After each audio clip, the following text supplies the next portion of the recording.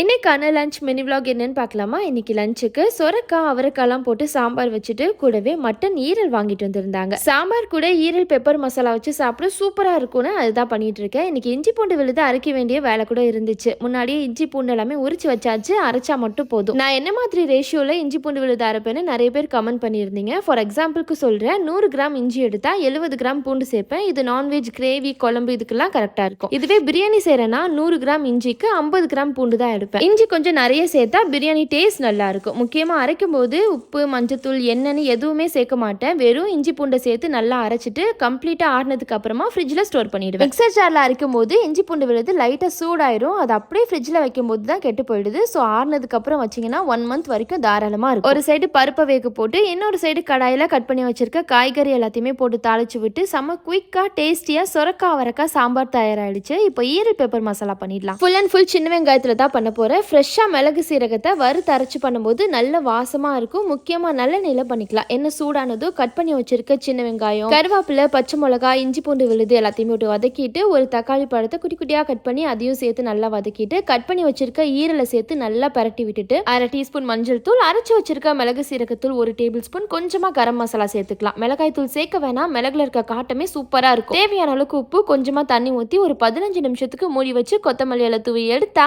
ஈரல் பெப்பர் மசாலா தயார். வீடியோ பிடிச்சிருந்தா ஷேர், நீங்க லைக் அண்ட் சப்ஸ்கிரைப் பண்ணிக்கோங்க. பாய்.